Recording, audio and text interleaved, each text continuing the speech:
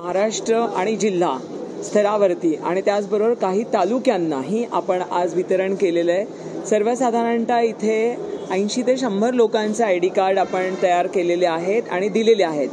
पण आपण नुसतेच उमेदवारांचे नाही तर भारतीय जनता मजदूर सेलचे जे मेंबर असणार आहेत, सभासद असणार आहेत की ज्यांच्या पाठीशी आपल्याला उभं राहायचंय, कारण जोपर्यंत आमच्याकडे गाऱ्हाण येणार नाही तोपर्यंत ते कळणार नाही। या दृष्टीने त्यांच्यासाठी सुद्धा आम्ही आज सभासद कार्ड त्यांना दिलेली आहेत आणि त्यामध्ये त्यांच्या श्रमिक कार्डचं तुम्हाला लक्षात येईल, तुम्ही बघाल तर त्यात त्यांचा श्रमिक कार्डचाही नंबर लिहिलेला असणार आहे।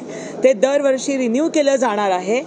त्या कार्डला त्यांना त्या कार्डवरती आपण त्यांना शक्यतो जसं श्रमिक कार्डचं मी म्हटलं पहिल्यांदा सुद्धा आरोग्य, त्यांचं वस्त्र, निवारा याच्यावरती त्यांना आपला भर दिला जाणार आहे।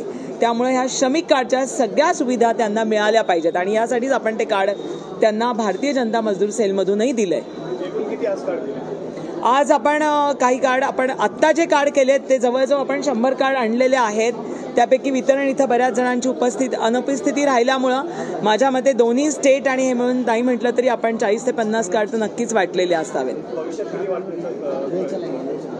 प्रत्येक आता आपल्या 26 जिल्ह्यांना आपल्याला त्याचे उपपद अधिकारी देणार आहोत। 26 जिल्ह्यांचे तालुक्यांचे आपण देणार आहोत। हे आपले उमेदवार असतील जे आपल्या भारतीय जनता मजदूर सेलवरती कार्यरत असतील, पण असंख्य संख्येनं आपण सभासद करणार आहोत ज्यांना अन्न, वस्त्र, निवारा आणि आरोग्याच्या सुविधा मिळाव्यात। यासाठी आपले असंख्य, आज कदाचित ते 10 असतील, उद्या 10 लाख 10 करोड पर्यंत जाण्याची शक्यता आहे, ती मी नाकारत नाही।